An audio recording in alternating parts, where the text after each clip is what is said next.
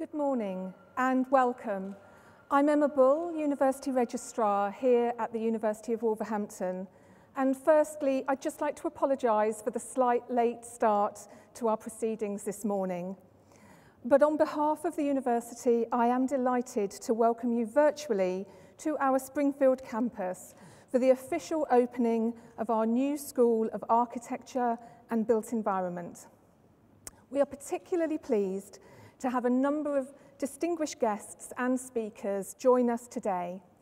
Deputy Lieutenants, the Minister for Universities, the Mayor of Wolverhampton, the Mayor of the West Midlands Combined Authority, representatives from professional bodies, industry professionals, as well as representatives from the Black Country Local Enterprise Partnership, who have been instrumental in getting this building off the ground. We also have many friends of the university with us in the building and joining us via the video link. So we hope that you can sit back with a cup of coffee and enjoy this formal opening of the new School of Architecture and Built Environment. Firstly, I'm delighted to introduce to you our Vice-Chancellor, Jeff Layer, to say a few words.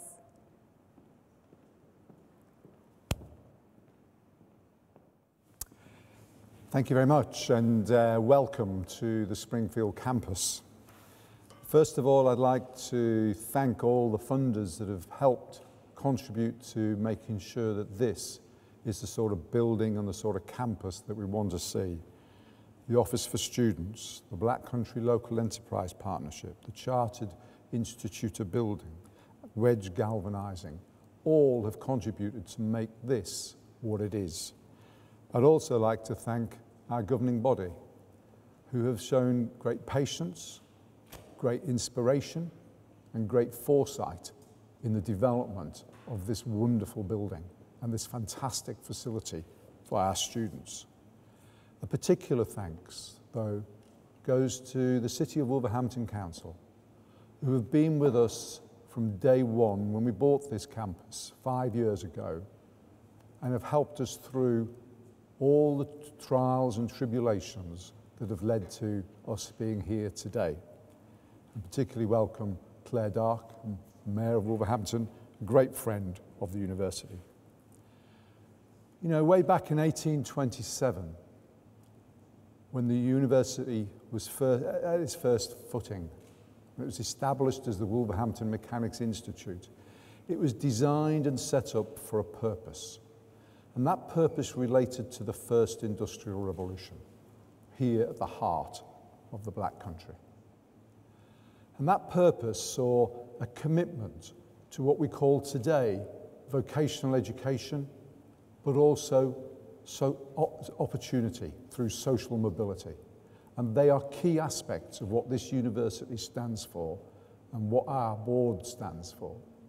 Today, we graduate over 7,000 students every year all around the world, moving straight into employment, highly vocational employment, and coming from all walks of life, all ages, tremendous diversity of a student body. And this campus actually goes back to that original vision of vocational and opportunity. A 12-acre site that was a derelict city centre site close to the railway station, that over £120 million is being invested in to create the largest built environment educational campus in Europe. It makes a real difference in this area in its contribution and its commitment to the development of skills, knowledge and research, all relevant for the new world we are in and we are going into. That new world, talking very much about the modern methods of construction, which you see here in this building. It's a flagship building for this £120 million campus, the School of Architecture and Built Environment. And what we've done with this building is mixed heritage with the modern methods, mixed a vision that turns brownfield land, of which there is an amazingly plentiful supply in the Black Country, that goes back to that industrial revolution, It takes that brownfield land and shows our built environment students and our professors and our academics what you can really do in regenerating an area. And that regeneration is what's made this particular campus so special, saying right at the heart of what it is we're seeking to do. But it's part of a number of changes. It's a part of a number of ways in which we've tried to position the university and the places in which we operate and function to make sure that we are ready for that new world, which is why we've invested significantly in cybersecurity. It's why we have some of the great health simulation learning environments to make sure that we can train more nurses, more paramedics, and more physicians into the workplace. And just down the road in the Science Park, a joint venture with the City of Wolverhampton Council, is the 5G accelerator that focuses on the construction industry. Now, the last few months have not been easy, and everybody knows that. I'd like to pay great testimony to our contractors who've got us to where we are today and made sure we open this building in this way. And I suppose it's the nature of the partnership we have with our contractors that Liam, I know Liam by sight, I know him by name, and he's a major influence in what we're doing here, and Wayne, his regional manager, is also here virtually.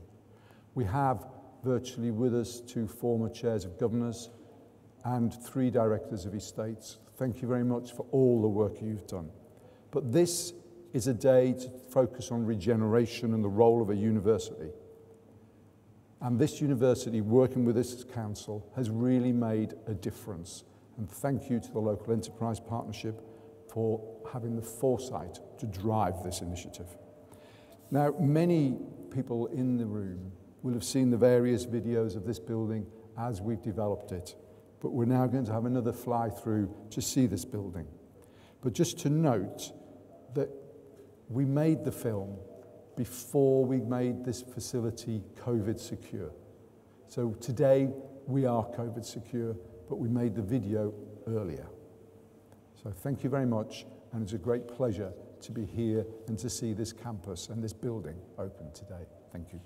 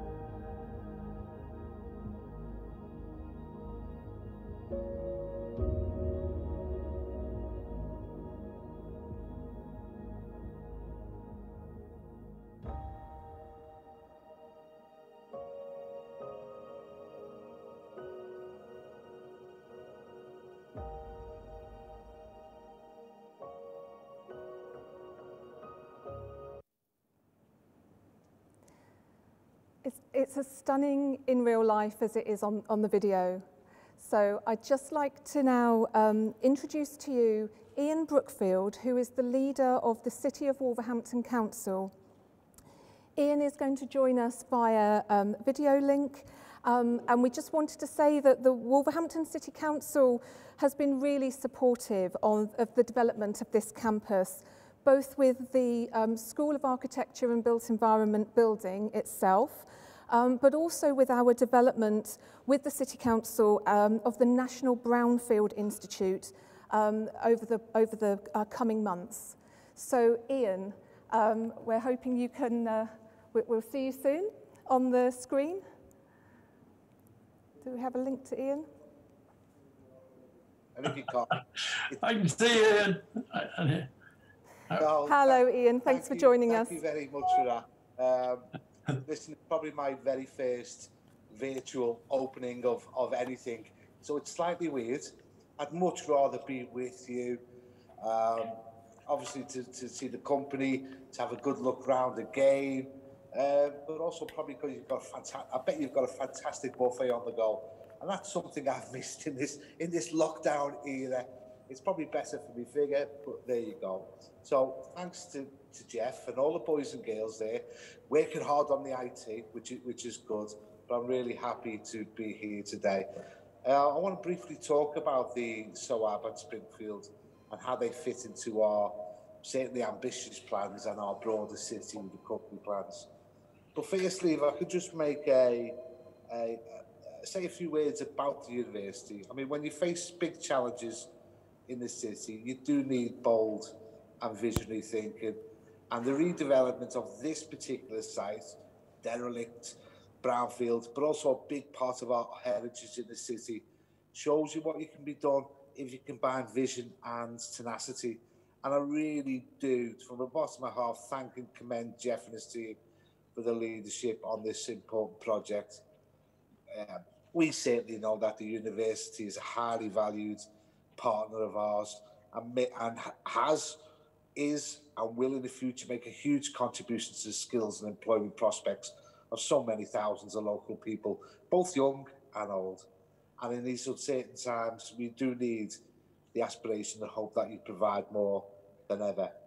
Now, the SOAB really is a catalyst for transformation, i.e. the Springfield site. And it is a symbol of our city's renaissance and resurgence.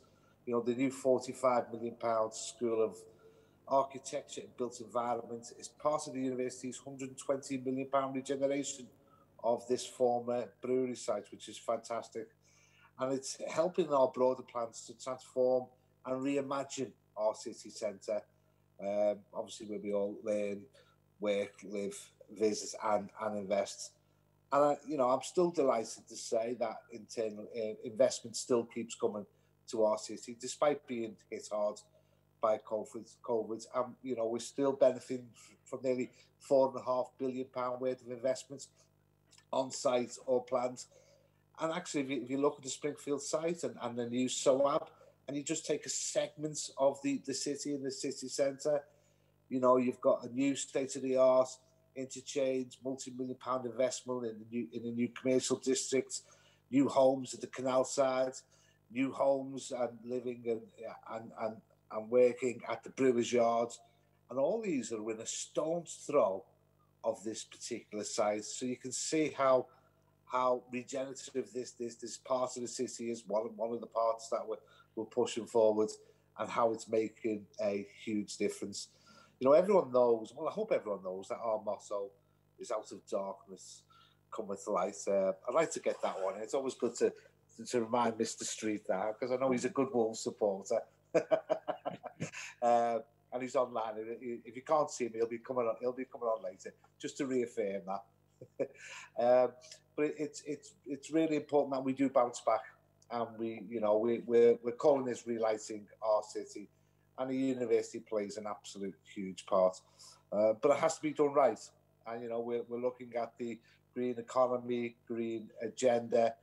Our shared ambition is that we do have an international centre of excellence in the circular and green economy, which will be certainly a beacon in this climate emergency crisis that's coming. And we've got a strong narrative on the city, certainly to embrace and build on. I think it was only about 8-9 months ago that the city announced one of the most ambitious climate change targets anywhere, to be net carbon neutral in 8 years' time, 2028. And unlike snooker, now somebody, well, what's he on about? This time brown does come before green, So we've got, I think Jeff spoke of, and Emma, of the new National Brownfield Institute on this very site, which is fantastic news.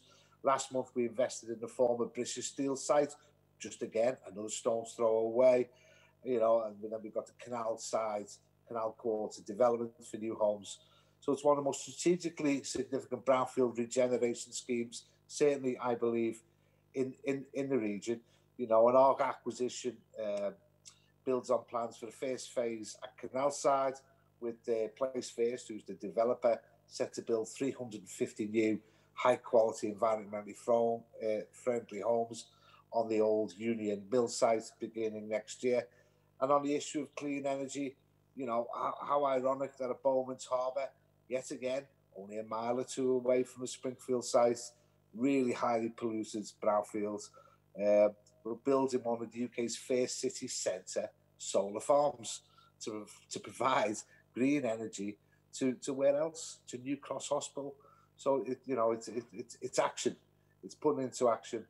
Obviously, we want to continue to build on this proposition and our growing reputation as a centre for circular economy.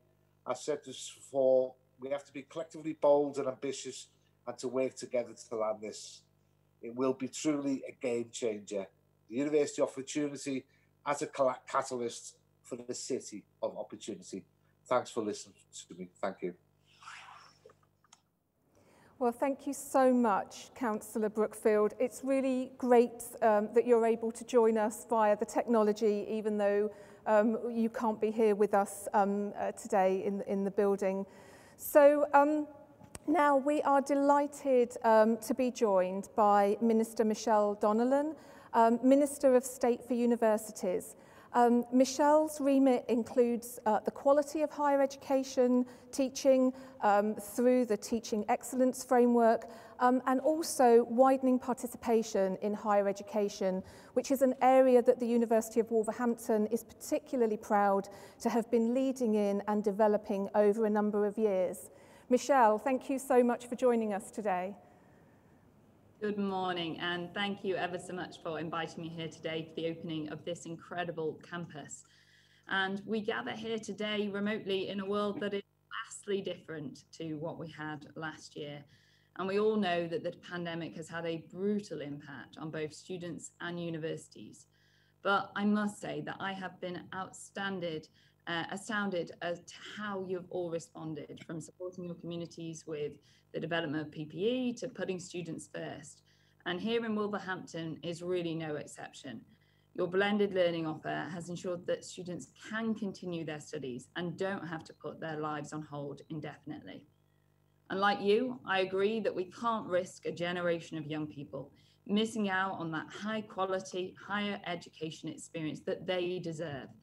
And this is what I would expect from a university whose motto is innovation and opportunity. These two tenets that you work by are close to my own heart.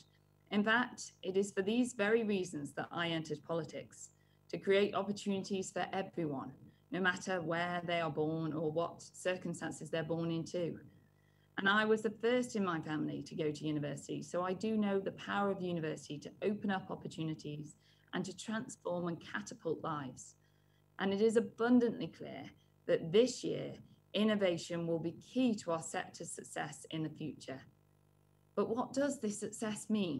Well, it means more students getting a world-class education. It means we can double down on levelling up, no matter where in the country you're born or what circumstances you're born into. Key to levelling up the nation is to make sure we tackle skills shortages. As you will all be too aware, we are short of skilled construction workers, skilled mechanics, skilled engineers, and IT experts. And this is exactly why the Prime Minister is spearheading our efforts to make our technical education not just fit for the 21st century, but world leading.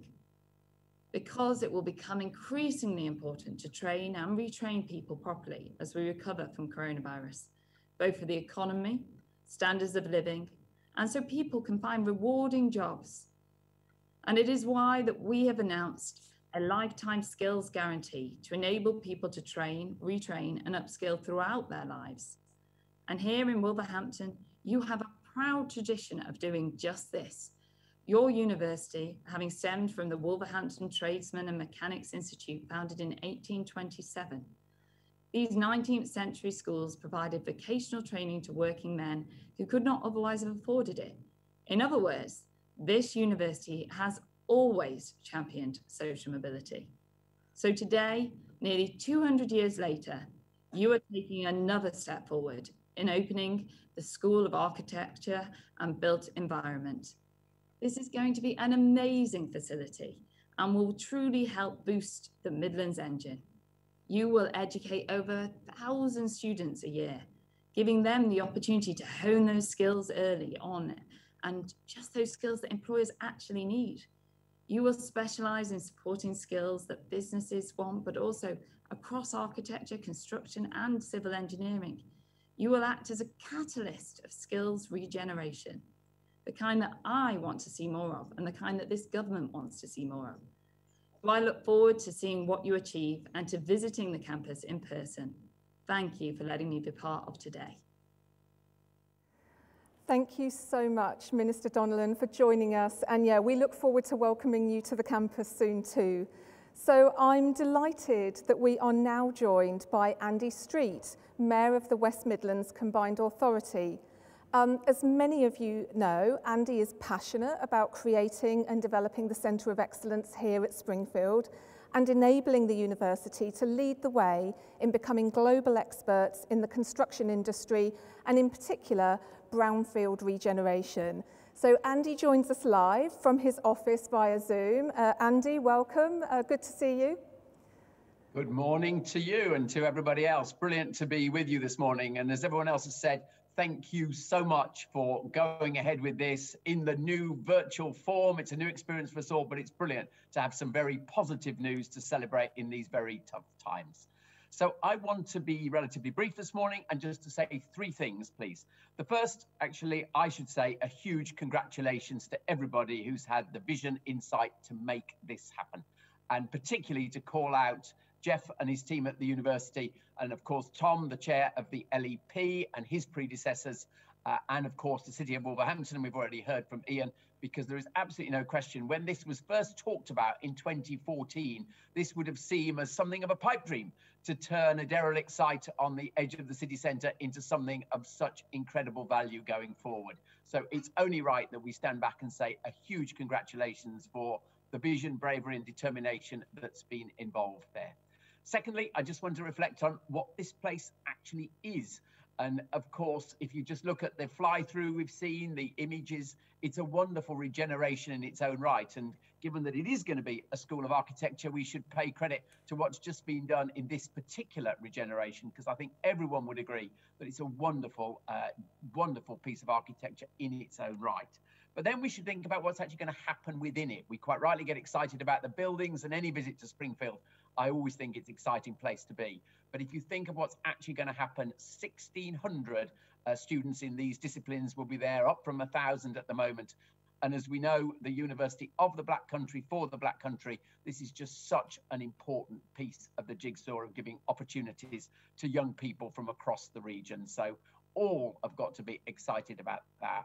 And if you think of the different parts of the campus at Springfield with the Thomas Telford College, the Centre for Elite Manufacturing, and of course the National Brownfield Institute, it becomes a brilliant place of learning. But then the last thing I just want to reflect on is where this sits in the regional ambitions as well. Because as many of you know, I'm a great believer that you have to find the things that are truly excellent, whether you be running a company or running a region or whatever, and you've got to find those things which we're going to be rightly famous for in years to come. And this whole idea of having a real expertise in the built environment, and particularly in this whole question of brownfield remediation, is somewhere where I genuinely think we can lead Britain and lead the world. Sadly, we've had rather too much brownfield land across the West Midlands over the last, well, I'll say 30, 40 years, but we are now, whether it be housing developments, commercial developments, turning it back to use. And it is just frankly a brilliant insight that the university have had to say that alongside that practical activity on the ground, you can turn this into a new discipline, a new faculty. And as I say, I have huge respect for the fact that the university are going to do that and lead the way. And it was brilliant to meet with Jeff and the team just a few weeks ago to celebrate the funding under the Get Britain Building Fund from the government to actually make sure that the National Brownfield Institute does come together with this school, and another cluster, part of the cluster, comes together. So it's a wonderful thing to celebrate. Congratulations to everyone who's been part of it. And as Ian said, the great motto, out of darkness cometh light. I don't know how he linked that to football, frankly, and I don't support the same team, but I would say that Springfield so embodies that motto for the city, and it's so important to the region to have this leading the way for Wolverhampton. Thanks very much, everybody. Thank you to Andy Street for joining us there, and thanks, Andy, for all of the support that you've shown to the vision that the university has for this campus. So we've heard from Jeff about the importance of the funders and the partners in getting this building off the ground. So we'd now like to hear from one of those, and I'd like to introduce you to Tom Westley, who is the chair of the Black Country Local Enterprise Partnership, to say a few words. Tom, thank you for joining us today. Thank you very much for inviting me. It's a pleasure to be involved in this occasion, albeit virtually. I'm the chair of the Black Country Local Enterprise Partnership, and our aim is to create the conditions for enterprise to flourish, to create greater economic prosperity across Dudley, Sandwell, Walsall and Wolverhampton. And the LEP does this through facilitation and coordination of our actions between the private, the public, the voluntary sector, and not least the academic institutions that we're lucky enough to have around us. The Black Country is home to 38,300 businesses. It's a lot of businesses employing 450,000 people and collectively generating something more than £21 billion of GVA. We've identified a range of transformational sectors that are key to the future growth of the Black Country economy. And these include construction and advanced manufacturing sectors, which together employ more than 90,000 people across 9,000 businesses. And the development at Springfield here will be absolutely instrumental in the growth of these sectors. Over the last 5 years, the Black Country LEP has enabled investments of over £7 billion into the local Black Country economy. Specifically, we've invested direct funding of £16 million into the site to date here, the School of Architecture and Built Environment project. It was 3.52 million. Springfield land and remediation that went around was 4.42 million, both these coming from the local growth fund projects and the Elite Centre for Manufacturing Skills, where about £8 million has been invested. And as we've already learned, an additional £15 million has recently been announced on the Get Britain Building Fund, which is a marvellous opportunity for us all to make these things really happen and happen now. The purchase and development of Springfield Brewery site by the university has been a key trigger to delivering a critical mass of regeneration in the Canalside Quarter area, building on and serving the city's current and planned investment in the neighbouring interchange area, the city's transport and commercial hub. we've supported Springfield due to its ability to deliver new skills, jobs, and opportunities for local people in the city and wider Black Country area. This in turn will act as a very real driver to boost this region's economy. Ensuring local businesses have the skills required was identified as an early priority by the LEP, and 7.6 million of the LEP funding was invested in 2004 to deliver our elite Centre for Manufacturing Skills, which was led by this university. With its hub located here at the Springfield campus, supported by the 2 regional spokes, based with the industry, one in Dudley, Thomas Dudley and Dudley Advanced, and the other in West Bromwich, part of the Confederation of British Metal Forming. So the LEP is fully aware of the issues facing the Black Country, including its brownfield problems and the need to protect the green belt from development. So it's important the focus is on remediating derelict brownfield and industrial land to make it ready for development. Another investment at Springfield, the Brownfield Research and Innovation Centre and the National Brownfield Institute, which the LEP has recently acquired with £15 million of funding via this Getting Building Fund. It will be integral to the way we look at land remediation and regeneration across the whole Black Country and the UK, and it will play a pivotal role in unlocking industrial land to help tackle the housing problems that we have, housing shortages. And the National Brownfield Institute will research and develop new construction methods and ways of regenerating contaminated land. The NBI will be world-class in the Institute to provide this facility to develop the advanced skills, technologies and methodologies through innovation, partnership, and with the construction industry, focusing on the practical application of future brownfield regeneration through the work of research teams and lead the policy developments, the research and innovation, and the commercial services required for brownfield regeneration. So, of course, today's launch of the School of Architecture and Built Environment will be home to leading state-of-the-art learning facilities that will shape this next generation of industry leaders. The building itself, as Andy has already said, is a great exemplar of how to regenerate an historic site with a careful blend of restoration and sympathetically designed new buildings, principles which we encourage for our Garden City housing programme across the Black Country. The school will specialise in supporting skills in architecture, construction, civil engineering, building services, to name a few. And these skills are desperately needed in the Black Country if we are to build back better and greener, as we all wish to do. So the campus responds to regional construction recruitment shortages of the engineers, the experienced construction workers in these key trades, and the skills deficits that we have amongst us. So this is a great example, again, of enabling effective investments in education, research and innovation by focusing on the development of this low carbon economy in the built environment and supporting the job creation around it.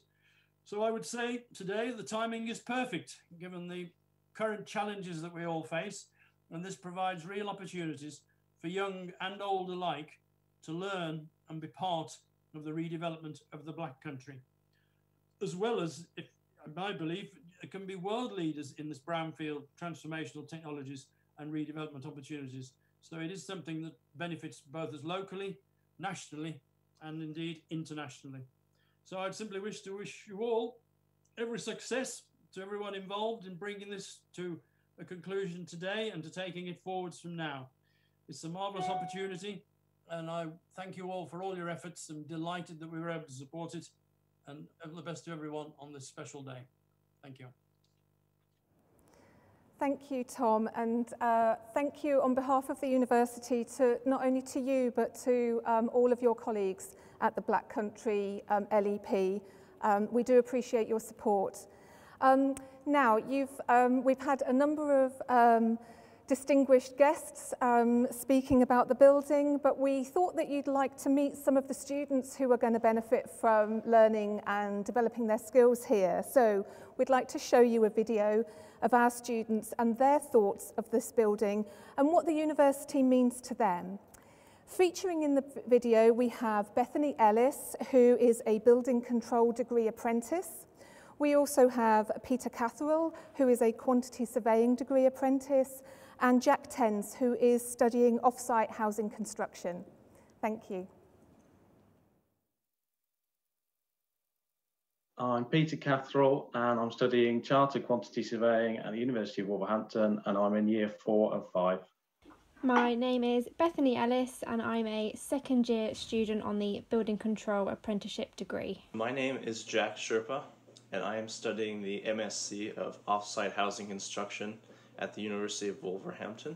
So I started my job with the New Forest District Council about a year and a half ago as a trainee with no idea what building control was and where it would take me, and the opportunity to enrol with Wolverhampton on an apprenticeship course would bring in both the practical side of building control in the full-time job aspect, going out on site, working with our building control team members in the office, bouncing ideas around and knowledge, and then working alongside other students from all over the country, all coming together collectively to discuss what we face in our different areas. The people at school essentially recommended me go to Spella Metcalfe, and then they said go to the University of Wolverhampton for a day a week and then work for us 4 days a week. And it's worked out like that ever since. And it's worked out quite well for me, really, because I've got a degree and I've got the on-the-job training, which helps the degree as well, which makes it a lot easier. This course sort of gives you the background knowledge to all that is important in a classroom environment at a much, sophisticated level. It helps you step up from just a pure bod looking at numbers on a spreadsheet or looking at stuff in the ground, and it helps you develop as a more rounded character to do law and more construction programming. So it's stuff you might not touch on a day-to-day work sort of basis, but because you touch on it at university, you understand what other people are doing and you become more rounded. The experience and the skill that the program has brought to our online format is incredible. We've had speakers from all over the world, and our leader, Dr. Daniel, he brings such an enormous perspective. So we feel so lucky that we're able to sort of draw off of his background. And when he's not too knowledgeable about one area, which is very rare, he'll bring in someone that is extremely knowledgeable, so we get a very well-rounded sense of the whole process. I think it's brilliant that Wolverhampton's going to have a central base for all new students to embark on their journey towards the construction industry. Being such a significant building in Wolverhampton itself, it's nice to use that regeneration project to create somewhere where everyone can come together and learn from it and see the history of Wolverhampton, join the future of Wolverhampton. It integrates the new with the old, but it sort of releases the modern style out of the old facade. So I think that it gives sort of the impression of a new direction for the university, or a future direction for the university, and it sort of inspires a new wave of students when they come to school. It's not like looking at an old building. It's like seeing something that was made for them.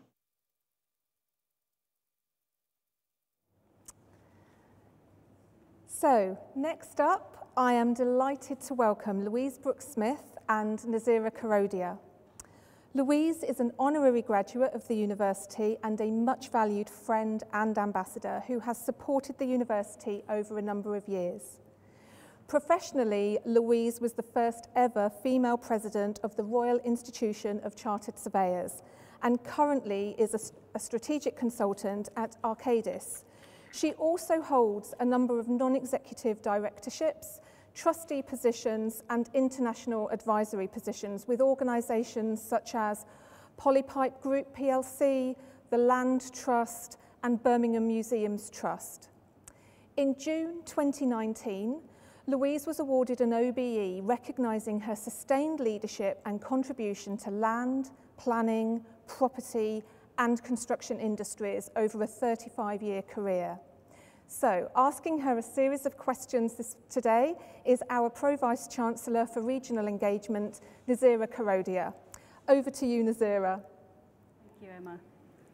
Good morning, Louise. And we're absolutely delighted you were able to join us today for the official opening of our brand new School of Architecture and the Built Environment. So give us your first impression as you came through those iron gates into the Springfield campus. Well, I have to say, Nazira, the first impressions were the phrase "Phoenix from the fire." That's the phrase that comes to mind.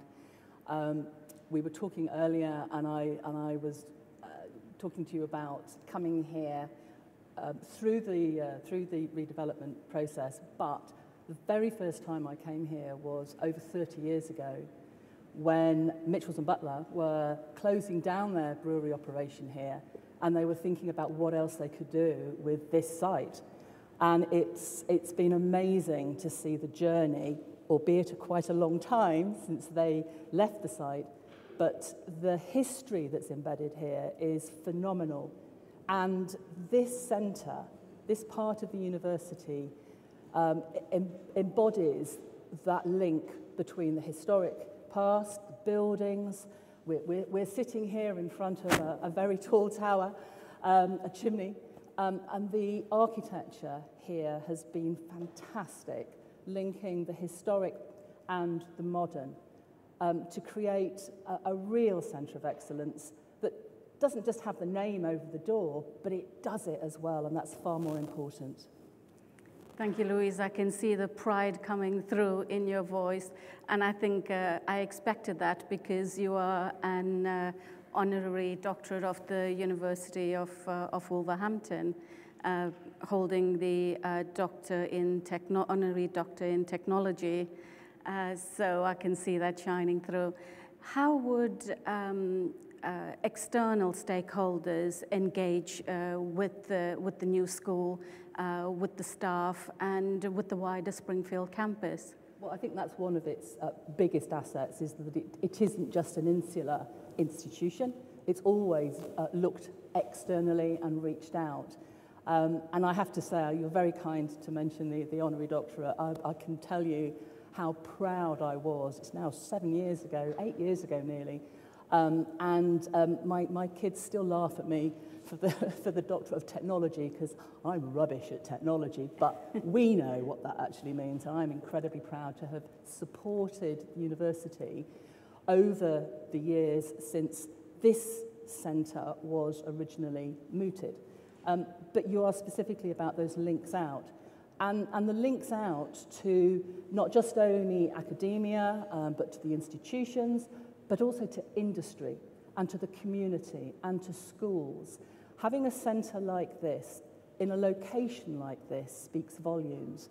And I've been really impressed with the way that the university, particularly this part of the university, has spread its tentacles, if you like, and brought people in, invited them in, even in these COVID times. The doors are open. I understand that people can access it during the evenings, at weekends. So the facilities here, which are second to none, for all elements of the built environment, fabulous that they are open to all, not just to students.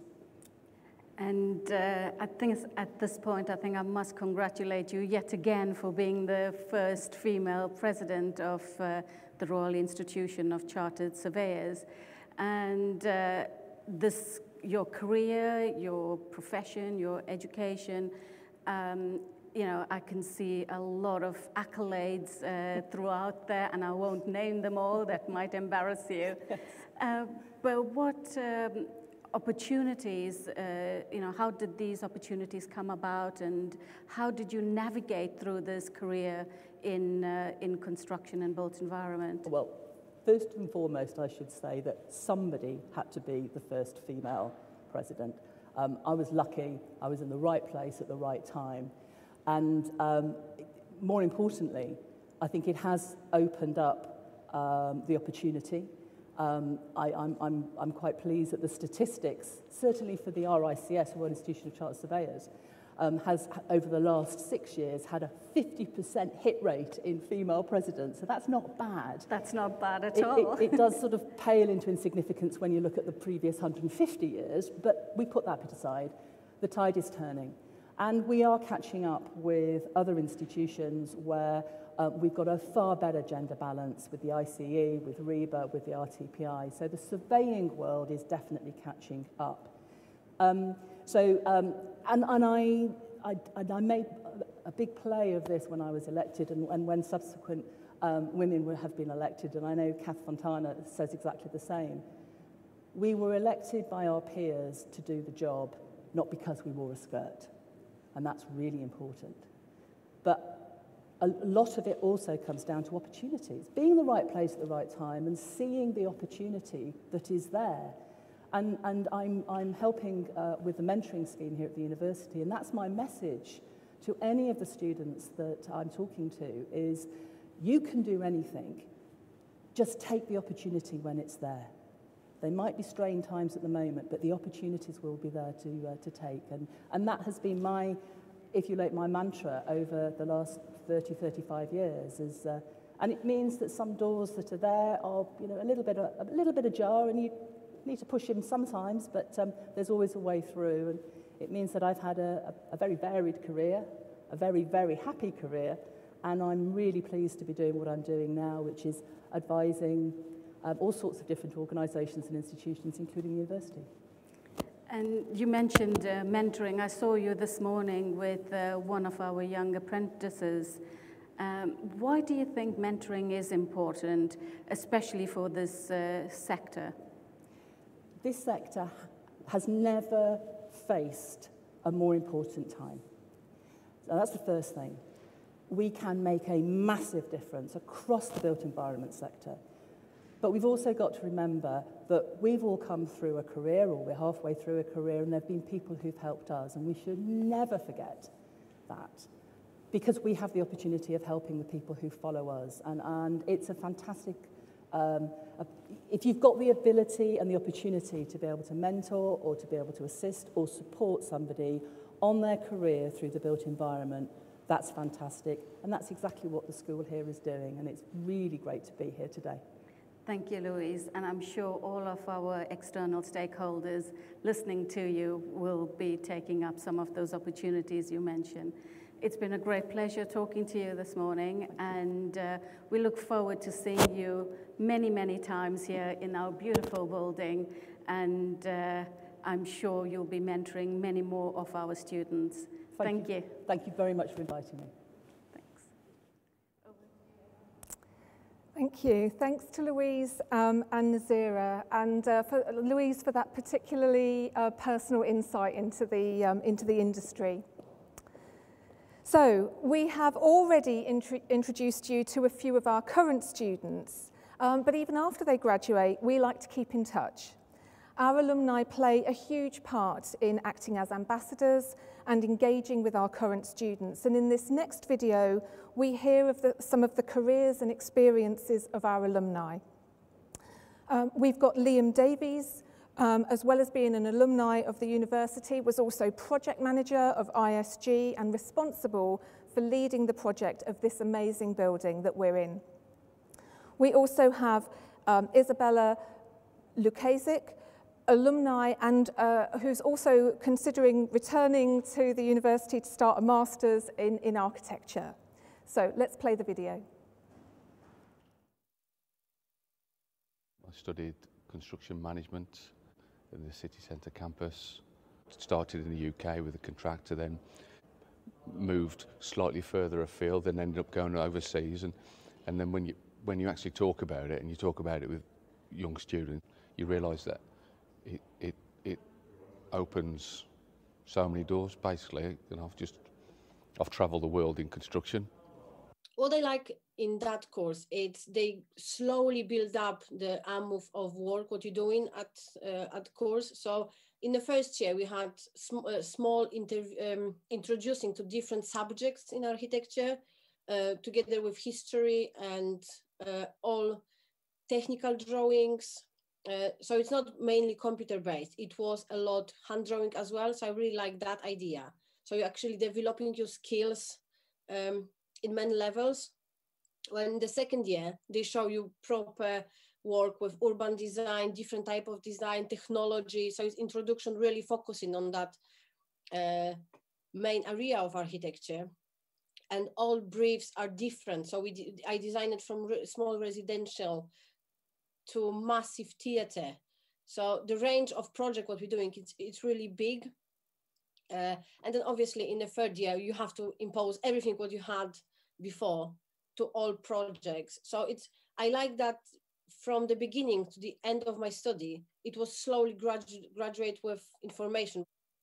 If it was ever going to be an emotive subject, it would be building a building such as this in my hometown.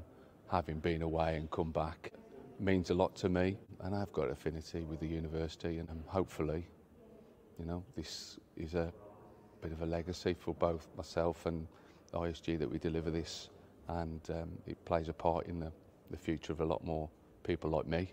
For sure, what's added to what we've delivered here is my personal relationship with the city, with the university, and with the people of Wolverhampton, because I've made it my special mission to try and keep things local. We can see the heritage of that space with amazing new technology around this, and I really enjoy that. Even if I know it's an old building, I can see that brick, and I said, okay, I can feel that history, and I think that's kind of inspiring to explore more of the history of the space itself. And I personally really want to design something like that in the future. So yes, that's amazing space, I would say. Thanks for that. Now, it gives me great pleasure to welcome Mark Farmer here to speak to us. Mark has 30 years experience in construction and real estate. He is the founding director and chief executive officer of Cast Consultancy, and he is the independent champion of modern methods of construction for the government and leads West Midlands Combined Authority Advisory Group in the advanced manufacturing construction to delivery of much needed high quality housing at both pace and scale.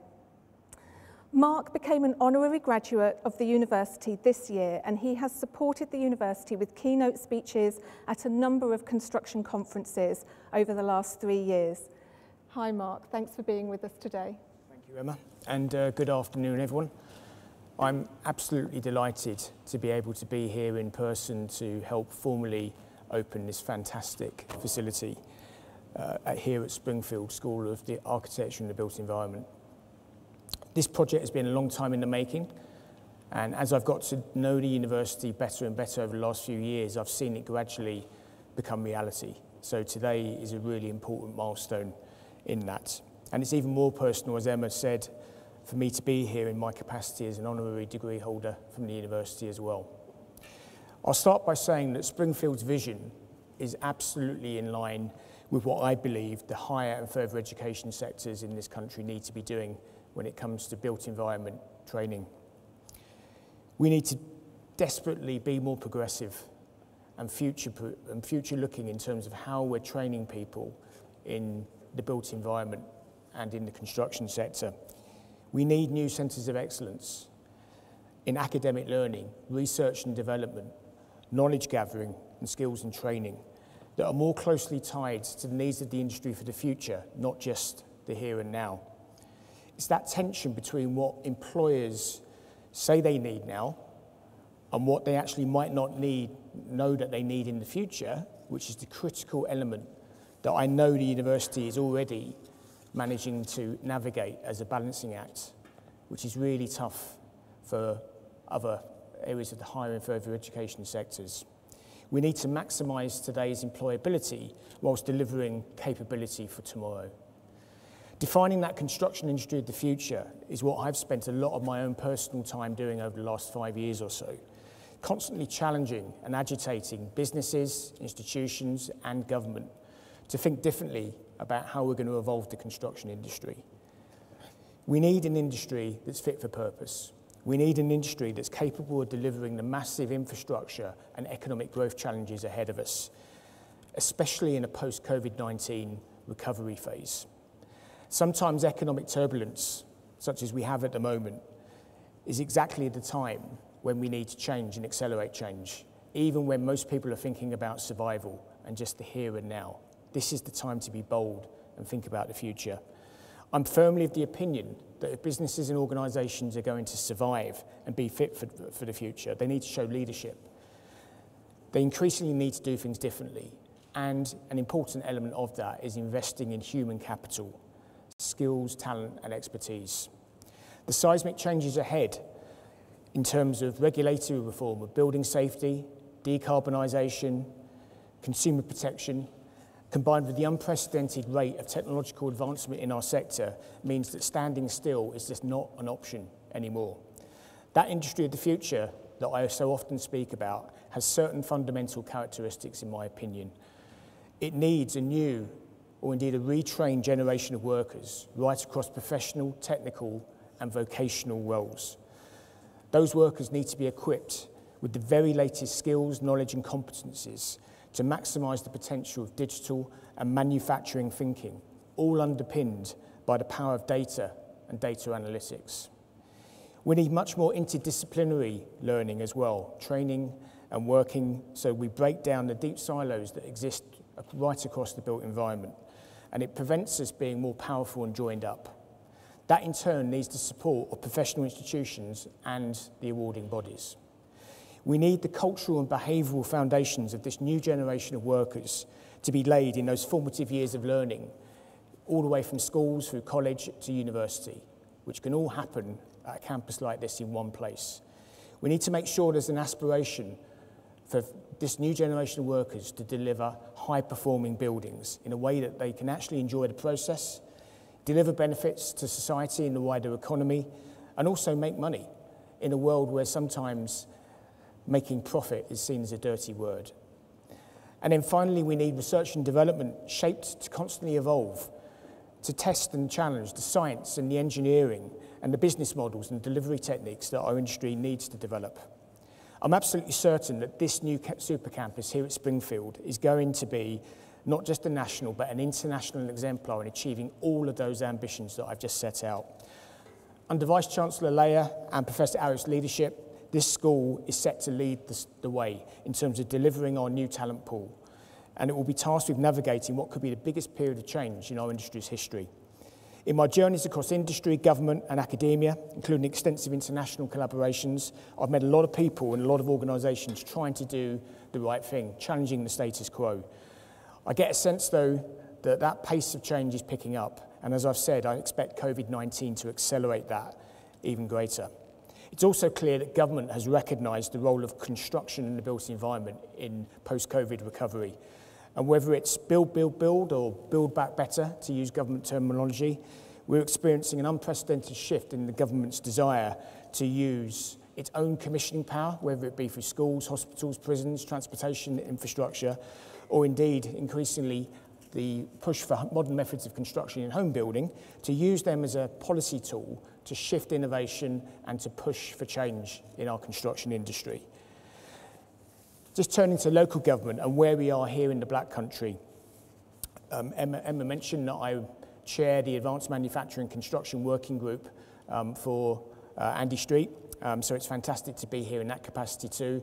The work we're doing as part of that group is aimed at seeing how the region can play a key role, a leadership role, in challenging how we build differently, and absolutely plays to the agenda of what this campus is looking to achieve, using the region's local industrial strategy as a plank of strategy to actually push forward new skills and learning solutions, new home building, economic growth, inward investment and the like. Professor Arif, who you're going to hear from shortly, sits on my advisory panel, and I'm very pleased to see that the university will play a critical role in implementing many of the recommendations in the roadmap that we're shortly to publish. So just coming back to being here today, I think this facility in itself, as you've already heard, is a fantastic example of bringing the old and the new together and reflecting on Wolverhampton's great heritage going all the way back to the first industrial revolution, and the fact that we now have a new industrial revolution in front of us that the university is going to play a critical role in. And as we see this super campus develop here, and that's truly what we have, with the National Brownfield Institute due to take shape next door, we have a great opportunity to be right at the heart of what is such a critical element of political and societal change, driving that agenda for urban renewal, part of planning policy reform that is all about circular economy thinking, sustainability, climate change, and the need for us to use finite resources better. Finally, it would be remiss of me not to mention my links to Moby, the educational charity that I am a trustee of alongside George Clark, who also has great links to this university. At Moby, we're looking to inspire this new generation of talent, this new generation of workers that I've spoken about. And it's really great to see that the University of Wolverhampton is running our first MSc course in off-site housing construction from this campus. And it will lead the way, I think, in terms of developing new curricula for the future in the built environment. To close then, I would like to welcome the school students and staff to their new home and hope that these fantastic surroundings act as a suitable inspiration for driving real change and modernisation in the construction industry. And I look forward to continuing to work closely with the university, with Professor Arif and his team to make sure Springfield realises the success that it richly deserves. Thank you. Thank you, Mark. Thanks for being with us today, but also for that insight on how the industry is heading and the future. Our final speaker is Professor Honorary Graduate, who is a physical architecture and who will live and breathe the amazing teaching, learning and research that will happen in this stunning building. Over to you. Thank you, Emma. And thank you all for coming and logging in to a slightly different inaugural. Ideally, we would have liked all of you to be here. But, you know, I face this dilemma all the time when I go to any of our events and I'm the last speaker, okay? It's a constant complaint I have, okay? And the reason is, by the time my turn comes, all the good stuff is gone, you know? Everyone has already said all the wonderful things. And this has been going on since I took over. So this morning, I came up with a strategy. And I thought, you know what? Everyone is going to talk about what this school should be. Well, I'm going to talk about what we are not going to do as part of this school, just to be a little provocative and a little different and make sure. So I was counting on that strategy, and it has worked. So nobody has talked about what this school should not do. So let me talk about few points that in my head are quite important. So let me take you back 20 years. There was a guy called Bob Rivera. I met him. Now don't Google his name, please, because he's not famous. And I don't think the guy who lives next door even knows him. He's so not famous. He used to run a diner in America, in Wisconsin. I used to go there whenever, you know, I wanted to eat that greasy farmer's omelet and American hash brown. And he had two sentences on his wall. It said, "What I need is what my eyes can see, and what my eyes can see is in front of me." Two simple sentences. So one day, I asked Bob, I said, what does that really mean? He said, live in today, enjoy life, look at what you have right now. Now, unfortunately, we were all living in today till COVID hit. Everything changed. So the first thing that we are not going to do is follow Bob. We are going to be thinking about the future. We are going to be talking about tomorrow. We are going to make sure that this is the dawn of new era for construction education, where we follow different methodologies, we look at different approaches while enriching the lives and careers of our students and making an impact on the community. Let me tell you another story. I started my career working for Disney in Florida. I was a project manager. We used to make roller coasters. And on all roller coaster teams, there was a project manager, someone like myself. And there used to be a project director. Project director always was someone we used to call Imagineer. So there were engineers and there were Imagineers. Imagineers are the people who used to think about nice stories behind roller coasters. So I asked my boss, I said, why is it that project managers don't lead the project? It is the project director. And he said, you know what? Most of you project managers are engineers who know how to draw straight lines and cannot see outside the box. Most of these Imagineers really hate picking up a ruler. They never draw a straight line, and they never stay within a box. For Disney to progress, we have to be significantly outside the box.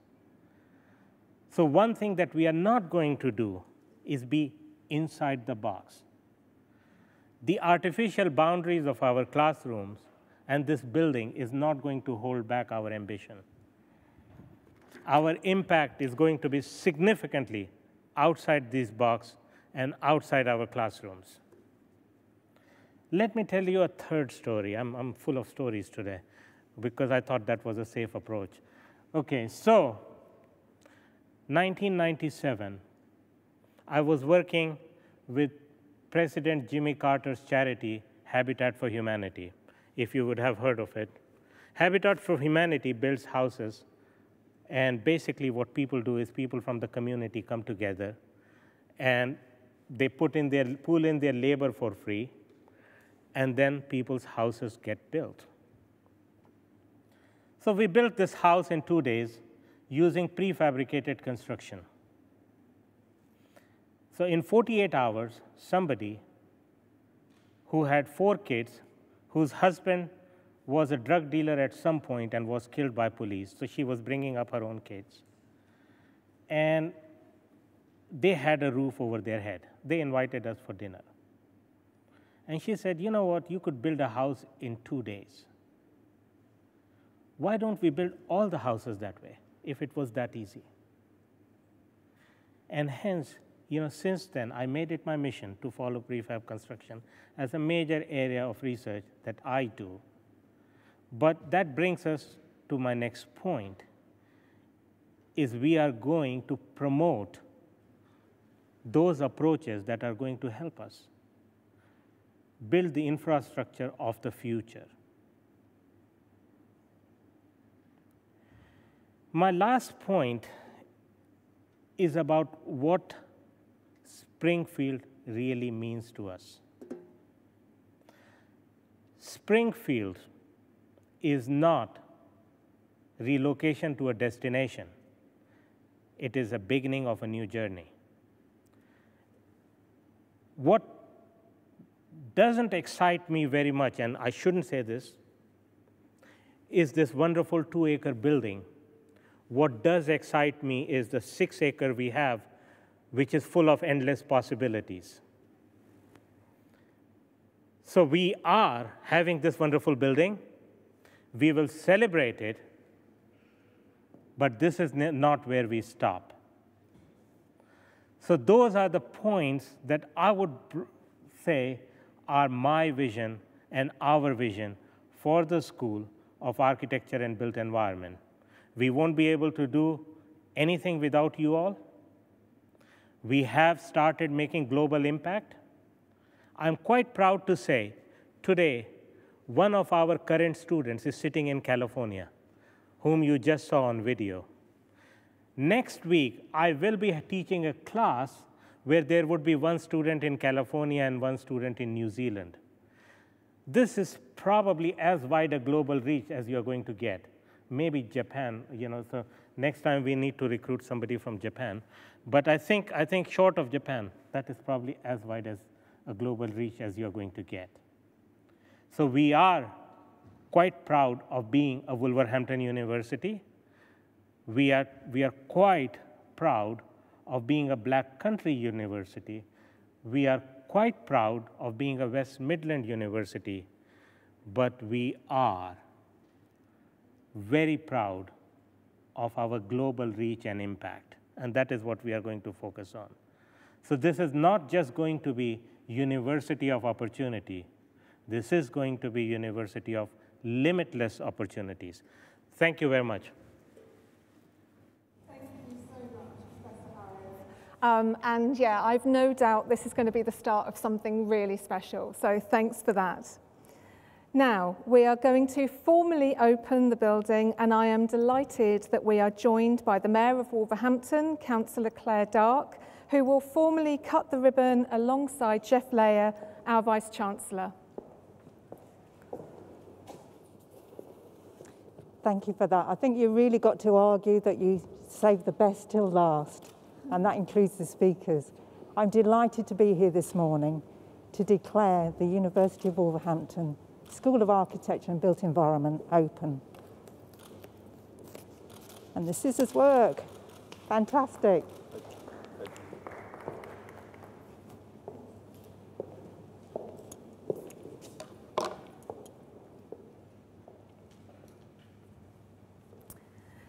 So thank you so much for joining us, whether you're here in the building or whether you've joined us virtually from your home or your office.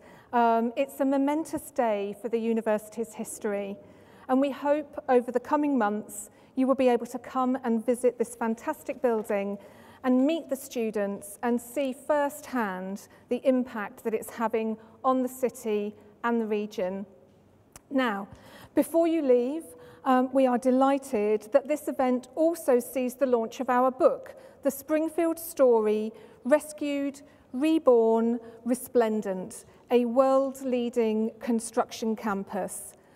Throughout the planning process of the Springfield site, it became increasingly apparent of the rich history of the building and the place it held within the local community's hearts and memories. And as part of the Springfield project, we felt that it was important to capture this detail and share it with all of those who are yet to become a part of the Springfield story. And once again, with those who remembered the building's past and saw its journey from dereliction and fire savagery, and to rise from the ashes into this stunning building and once again become an integral part of Wolverhampton's future. We hope you enjoy reading it. And once again, we thank you for joining us on what is such a special day for the university, the city, the region, and globally. I do hope that you will all have the opportunity to visit this stunning building. And in the meantime, here's just a small reminder.